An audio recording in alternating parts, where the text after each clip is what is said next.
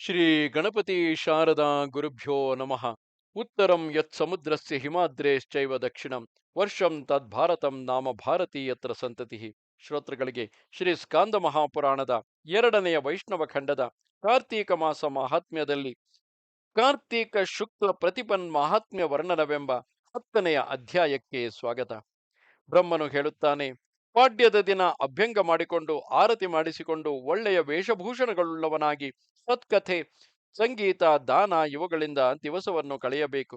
ಪೂರ್ವದಲ್ಲಿ ಶಂಕರನು ಬಹು ಮನೋಹರವೂ ಸತ್ಯಯುಕ್ತವೂ ಆದ ದ್ಯೂತವನ್ನು ಕಾರ್ತೀಕದ ಶುಕ್ಲ ಪಕ್ಷದ ಪ್ರಥಮ ದಿನದಲ್ಲಿ ಸೃಷ್ಟಿ ಮಾಡಿದನು. ಬಲಿರಾಜ್ಯ ದಿನದ ಮಹಾತ್ಮ್ಯವನ್ನು ಆಲಿಸು.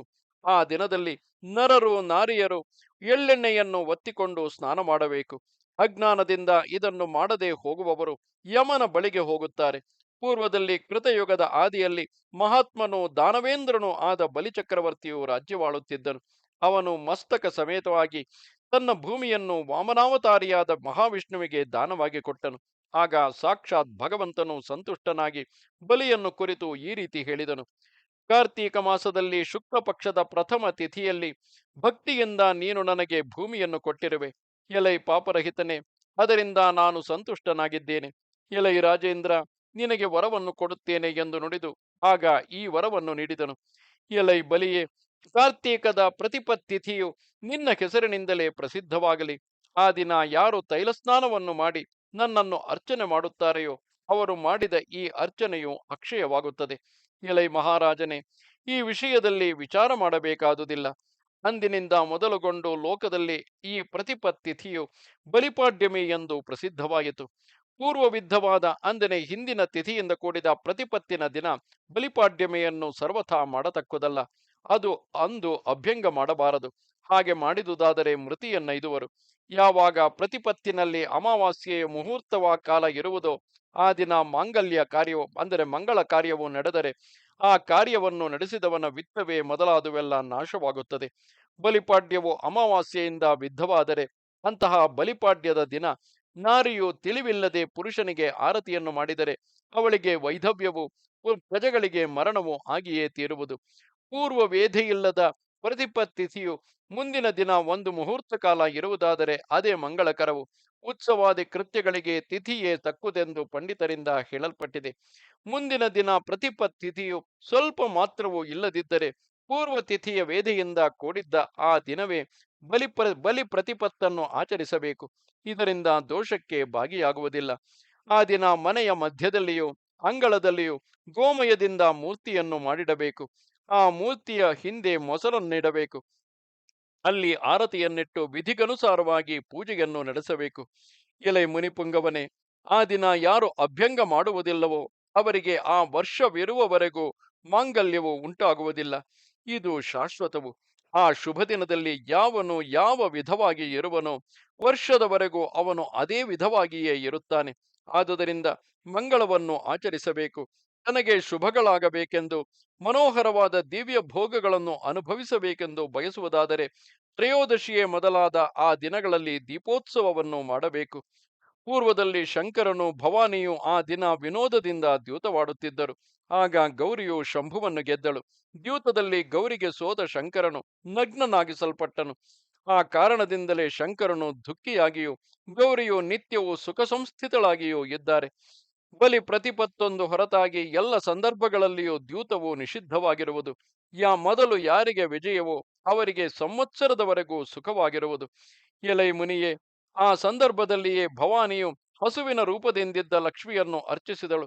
ಪ್ರಾತಃ ಕಾಲದಲ್ಲಿ ಗೋವರ್ಧನನನ್ನು ಪೂಜಿಸಬೇಕು. ರಾತ್ರಿಯಲ್ಲಿ ದ್ಯೂತವನ್ನು ಆಚರಿಸಬೇಕು. ಆಗ ಗೋವುಗಳನ್ನು ಅಲಂಕರಿಸಬೇಕು. ಹೊರೆ ಹೇರುವುದನ್ನು, ಹಾಲು ಕರೆಯುವುದನ್ನು ವರ್ಜಿಸಬೇಕು. ಗೋವರ್ಧನನೇ, ನೀನು ಧರೆಗೆ ಆಧಾರನಾದವನು, ಗೋಕುಲಕ್ಕೆ ತ್ರಾಣವನ್ನುಂಟು ಮಾಡುವವನು ನೀನೇ. ವಿಷ್ಣುವಿನ ಬಾಹುಗಳಿಂದ ಮೇಲಕ್ಕೆ ಎತ್ತಲ್ಪಟ್ಟ ನೀನು ಗೋವುಗಳ ಕೋಟಿ ಪ್ರದನಾಗು. ಯಾವ ಲಕ್ಷ್ಮಿಯು ಲೋಕಪಾಲಕರಿಗಾಗಿ ಗೋರೂಪಧಾರಿಣಿಯಾಗಿದ್ದು ಯಜ್ಞಾರ್ಥವಾಗಿ ಘೃತವನ್ನು ಒದಗಿಸುವಳೋ ಆ ಲಕ್ಷ್ಮಿಯು ನನ್ನ ಪಾಪಗಳನ್ನು ಪರಿಹರಿಸಲಿ. ನನ್ನ ಮುಂದುಗಡೆ ಗೋವುಗಳಿರಲಿ, ನನ್ನ ಹಿಂದುಗಡೆ ಗೋವುಗಳಿರಲಿ, ನನ್ನ ಹೃದಯದಲ್ಲಿ ಗೋವುಗಳಿರಲಿ, ಗೋವುಗಳ ಮಧ್ಯದಲ್ಲಿ ನಾನು ವಾಸ ಮಾಡುತ್ತೇನೆ. ಹೀಗೆಂದು ಗೋವರ್ಧನ ಪೂಜೆಯನ್ನು ಮಾಡತಕ್ಕದ್ದು. ರಾಜನಾದವನು ದೇವತೆಗಳನ್ನು ಸತ್ಪುರುಷರಾದ ನರರನ್ನು ಸದ್ಭಾವದಿಂದ ಸಂತೋಷಪಡಿಸಿ ಇತರರನ್ನು ಅನ್ನದಾನದಿಂದಲೂ ಪಂಡಿತರನ್ನು ಯುಕ್ತ ವಚನಗಳಿಂದಲೂ ಅಂತಃಪುರ ನಿವಾಸಿಗಳನ್ನು ವಸ್ತ್ರ ತಾಂಬೂಲ ಧೂಪಗಳಿಂದಲೂ ಪುಷ್ಪ ಕರ್ಪೂರ ಕುಂಕುಮಗಳಿಂದಲೂ ಉತ್ತಮವಾದ ಭಕ್ಷ್ಯಭೋಜ್ಯಗಳಿಂದಲೂ ತೃಪ್ತಿಪಡಿಸಿ ಗ್ರಾಮ್ಯರನ್ನು ವೃಷಭ ದಾನಗಳಿಂದಲೂ ಸಾಮಂತರನ್ನು ಧನದಾನದಿಂದಲೂ ಪದಾತಿಗಳನ್ನು ಜನಸಂಘಗಳನ್ನು ತನ್ನ ಹೆಸರು ಕೆತ್ತಿರುವ ಗ್ರೈವೇಯ ಅಂದರೆ ಕೊರಳೊಡನೆ ಕಡಗ ಮೊದಲಾದವುಗಳಿಂದಲೂ ಬೇರೆ ಬೇರೆಯಾಗಿ ಸಂತೋಷಪಡಿಸಬೇಕು. ಬಳಿಕ ಎಲ್ಲರನ್ನೂ ತಕ್ಕಂತೆ ಸತ್ಕರಿಸಿ ಸಂತೋಷಪಡಿಸಿ ಎತ್ತುಗಳೊಡನೆಯೋ ಕೋಣಗಳೊಡನೆಯೋ ಕಾಳಗ ಮಾಡುವ ಮಲ್ಲರನ್ನು ಇತರ ನರರನ್ನು ರಾಜಯೋಧರನ್ನು ಅಲಂಕೃತರಾದ ಪದಾತಿಗಳನ್ನು ನಟ ನರ್ತಕ ಚಾರಣರನ್ನು ತಾನೇ ಸ್ವತಃ ಬಂದು ಮಂಚಾರೂಢನಾಗಿ ನೋಡುತ್ತಿರಬೇಕು. ಹಸು ಎಮ್ಮೆ ಮೊದಲಾದವನ್ನು ಹೊರಿಸಬೇಕು. ಹಸುಗಳ ನಡುವೆ ಎದ್ದು ಉಕ್ತಿ ಪ್ರತ್ಯುಕ್ತಿಗಳನ್ನಾಡುತ್ತಾ ಹಸುಗಳ ಬಳಿಯಿಂದ ಕರುಗಳನ್ನು ಆಕರ್ಷಿಸಬೇಕು. ಎಲೈ ಸುವ್ರತನೆ, ಬಳಿಕ ಅಪರಾಹ್ನ ಸಮಯದಲ್ಲಿ ಪೂರ್ವ ದಿಕ್ಕಿನಲ್ಲಿ ಮರದಲ್ಲಿ ಕುಶ ಅಂದರೆ ದರ್ಭೆ ಕಾಶಮಯವಾಗಿಯೂ ಬಹು ಲಂಬವಾಗಿಯೂ ಇರುವ ದಿವ್ಯವಾದ ಮಾರ್ಗಪಾಲಿ ಅಂದರೆ ರಕ್ಷೆಯನ್ನು ಬಂಧಿಸಬೇಕು. ಅದನ್ನು ತೋರಿಸಿ ಆನೆಗಳನ್ನು ಕುದುರೆಗಳನ್ನು ಹಸುಗಳನ್ನು ಹೋರಿಗಳನ್ನು ಎಮ್ಮೆಗಳನ್ನು ಮಾರ್ಗಪಾಲಿಯ ತಲಕ್ಕೆ ತರಬೇಕು. ದ್ವಿಜೇಂದ್ರರು ಹೋಮ ಮಾಡಿ ಮಾರ್ಗಪಾಲಿಯನ್ನು ಕಟ್ಟಬೇಕು. ಎಲೈ ಸುವ್ರತನೆ, ಆಮೇಲೆ ಈ ಮಂತ್ರದಿಂದ ಅದಕ್ಕೆ ನಮಸ್ಕಾರ ಮಾಡಬೇಕು. ಮಾರ್ಗಪಾಲಿ, ನಿನಗೆ ನಮಸ್ಕಾರವು. ನೀನು ಸರ್ವಲೋಕಕ್ಕೂ ಸುಖಪ್ರದಳಾದವಳು. ನಿನ್ನ ತಲದಲ್ಲಿ ನನ್ನ ಕುದುರೆಗಳು ಆನೆಗಳು ಗೋವುಗಳು ಸುಖದಿಂದಿರಲಿ. ವತ್ಸ, ಮಾರ್ಗಪಾಲಿಯ ತಲದಲ್ಲಿ ಗೋವುಗಳು ಮಹಾವೃಷಭಗಳು ರಾಜರು ರಾಜಪುತ್ರರು ಬ್ರಾಹ್ಮಣರು ಹೋಗುತ್ತಾರೆ. ಮಾರ್ಗಪಾಲಿಯನ್ನು ದಾಟಿ ಅವರೆಲ್ಲರೂ ರೋಗರಹಿತರು ಸುಖಿಗಳು ಆಗುತ್ತಾರೆ. ಈ ಎಲ್ಲವನ್ನೂ ನೆರವೇರಿಸಿ ರಾತ್ರಿಯಲ್ಲಿ ದೈತ್ಯಪತಿಯಾದ ಬಲೀಂದ್ರನ ಪೂಜೆಯನ್ನು ಮಾಡಬೇಕು. ಭೂಮಿಯಲ್ಲಿ ಮಂಡಲವನ್ನು ಮಾಡಿ ಪಂಚರಂಗಿನ ವರ್ಣ ವಸ್ತುಗಳಿಂದ ದೈತ್ಯೇಂದ್ರನಾದ ಬಲಿಯನ್ನು ಬರೆದು ಪೂಜಿಸಬೇಕು. ಸರ್ವಾಭರಣಗಳಿಂದಲೂ ಸಂಪೂರ್ಣನು ವಿಂಧ್ಯಾವಲಿಯಿಂದ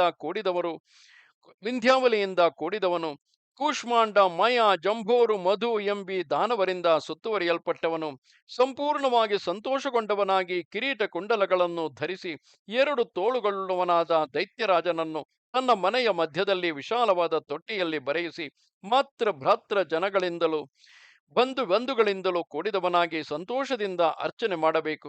ಕಮಲ ಕುಮುದ ಕಲ್ಹಾರ ರಕ್ತೋತ್ಪಲ ಮೊದಲಾದ ಪುಷ್ಪಗಳಿಂದಲೂ ಹಾಲು ಬೆಲ್ಲದ ಪಾಯಸಗಳೊಡಗೂಡಿದ ಅನ್ನ ನೈವೇದ್ಯಗಳಿಂದಲೂ ಮದ್ಯ ಮಾಂಸ ಸುರೆ ಲೇಖ್ಯ ಚೋಷ್ಯ ಭಕ್ಷ್ಯ ಮತ್ತು ಇತರ ಉಪಹಾರಗಳಿಂದಲೂ ಯಾವ ರಾಜೇಂದ್ರನು ಮಂತ್ರಿ ಪುರೋಹಿತ ಸಮೇತನಾಗಿ ಈ ಮುಂದೆ ಹೇಳುವ ಮಂತ್ರದಿಂದ ಬಲೀಂದ್ರನಿಗೆ ಪೂಜೆ ಮಾಡುತ್ತಾನೆಯೋ ಅವನಿಗೆ ವರ್ಷವೆಲ್ಲ ಸೌಖ್ಯ ಉಂಟಾಗುತ್ತದೆ. ಎಲೈ ಬಲೀಂದ್ರನೇ, ವಿರೋಚನ ಪುತ್ರನು ಪ್ರಭುವು ಆದ ನಿನಗೆ ನಮಸ್ಕಾರವು.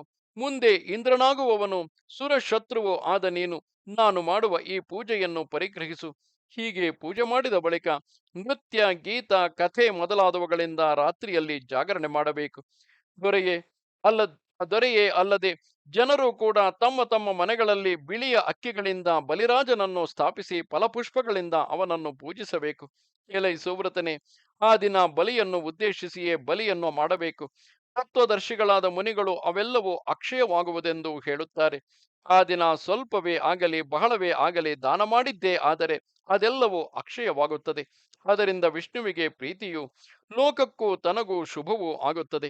ಎಲೈ ಬಲಿಯೇ, ರಾತ್ರಿಯಲ್ಲಿ ಯಾವ ನರರು ನಿನ್ನ ಪೂಜೆಯನ್ನು ಮಾಡುವುದಿಲ್ಲವೋ ಅವರ ಶ್ರೋತ್ರಿಯ ಧರ್ಮವೆಲ್ಲವೂ ನಿನ್ನನ್ನೇ ಸೇರಲಿ. ವತ್ಸ, ಇಂತು ವಿಷ್ಣುವು ಸಂತುಷ್ಟನಾಗಿ ಬಲಿಗೆ ಉಪಕಾರಕವಾದ ವರವನ್ನಿತ್ತು ಈ ಅಸುರ ಮಹೋತ್ಸವವನ್ನು ತಾನೇ ದಯಪಾಲಿಸಿದನು.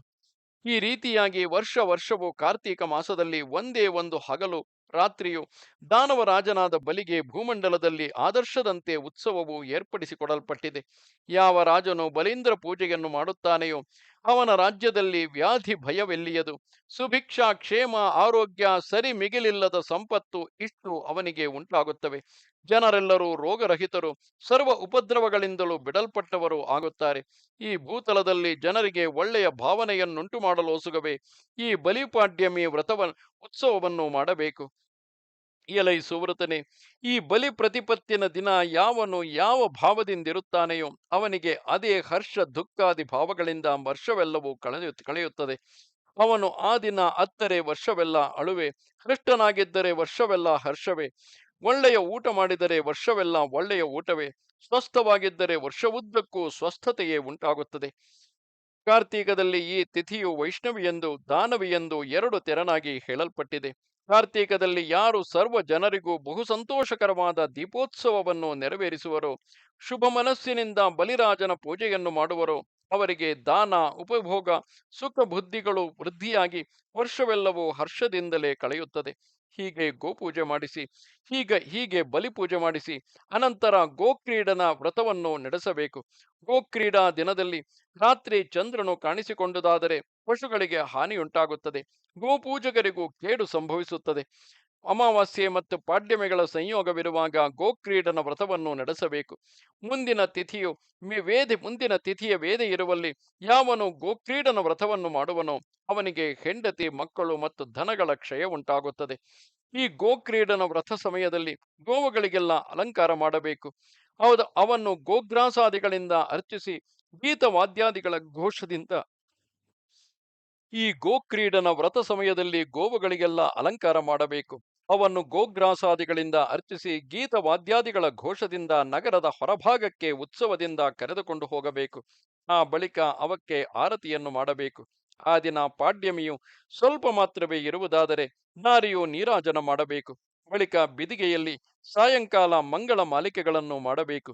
ಹೀಗೆ ನೀರಾಜನ ಮಾಡಿದರೆ ಸರ್ವ ಪಾಪಗಳಿಂದಲೂ ಬಿಡುಗಡೆಯುಂಟಾಗುತ್ತದೆ. ಪೂರ್ವ ತಿಥಿಯ ವೇದಿ ಇರುವ ಪ್ರತಿಪತ್ ತಿಥಿಯೇ ಎಷ್ಟಿಕಾಕರ್ಷಣಕ್ಕೆ ತಕ್ಕದು. ಕುಶಕಾಶಗಳಿಂದ ಬಹು ದೃಢವಾಗಿರುವ ಹೊಸದಾದ ಎಷ್ಟಿಯನ್ನು ಅಂದರೆ ಕೋಲನ್ನು ರಚಿಸಬೇಕು. ದೇವಸ್ಥಾನದ ಎದುರಿಗೆ ಅಥವಾ ಅರಮನೆಯ ಎದುರಿಗೆ ಅಥವಾ 4 ಬೀದಿಗಳು ಸೇರಿದ ಚೌಕಕ್ಕೆ ಅದನ್ನು ತರಬೇಕು. ಅದನ್ನು ಒಂದು ಕಡೆ ರಾಜಪುತ್ರರು ಮತ್ತೊಂದು ಕಡೆ ಕೆಳವರ್ಣದವರು ಹಿಡಿದುಕೊಂಡು ತಮ್ಮ ಶಕ್ತಿಗನುಸಾರವಾಗಿ ಮತ್ತೆ ಮತ್ತೆ ಎಳೆಯಬೇಕು. ಎರಡೂ ಕಡೆಯವರನ್ನು ಸಮಸಂಖ್ಯೆಯವರನ್ನಾಗಿಯೇ ಸೇರಿಸಬೇಕು. ಎಲ್ಲರೂ ಬಹು ಬಲಶಾಲಿಗಳೇ ಆಗಿರಬೇಕು. ಹೀನ ಜಾತಿಯವರಿಗೆ ಜಯವಾದರೆ ಅದು ರಾಜನಿಗೆ ವರ್ಷದವರೆಗೂ ಜಯವನ್ನು ಸೂಚಿಸುತ್ತದೆ. ಎಷ್ಟಿಯನ್ನು ಎಳೆಯಲು ನಿಂತಿರುವ ಎರಡು ಪಂಗಡಗಳವರ ಹಿಂಭಾಗದಲ್ಲಿಯೂ ಗೆರೆಯನ್ನು ಎಳೆಯಬೇಕು. ಯಾವ ಪಂಗಡದವರು ಆ ಗೆರೆಯಿಂದೀಚೆಗೆ ಎಷ್ಟಿಯನ್ನೆಳೆಯುವರೋ ಅವರಿಗೆ ಜಯ ಉಂಟಾಗುತ್ತದೆ. ಹಾಗಲ್ಲದೆ ಜಯವು ದೊರೆಯುವುದಿಲ್ಲವು. ಈ ಜಯ ಚಿಹ್ನೆಯನ್ನು ರಾಜನು ಪ್ರಯತ್ನಪೂರ್ವಕವಾಗಿ ನಡೆಸಬೇಕು. ಇಲ್ಲಿಗೆ 81,000 ಶ್ಲೋಕಗಳ ಸಂಹಿತೆಯೆಂದು ಪ್ರಸಿದ್ಧವಾದ ಶ್ರೀ ಸ್ಕಾಂದ ಮಹಾಪುರಾಣದ 2ನೆಯ ವೈಷ್ಣವ ಖಂಡದ ಕಾರ್ತೀಕ ಮಾಸದ ಮಹಾತ್ಮ್ಯದಲ್ಲಿ ಕಾರ್ತೀಕ ಶುಕ್ಲ ಪ್ರತಿಪನ್ ಮಹಾತ್ಮ್ಯ ವರ್ಣನವೆಂಬ 10ನೆಯ ಅಧ್ಯಾಯವು ಮುಗಿದುದು. ನಮಸ್ತೆ ಶಾರದೆ ದೇವಿ ಕಾಶ್ಮೀರ ಪುರವಾಸಿನಿ ತ್ವಾಮಹಂ ಪ್ರಾರ್ಥೆಗೆ ನಿತ್ಯಂ ವಿದ್ಯಾದಾನಂಚ ದೇಹಿಮೆ. ನಮಸ್ಕಾರ.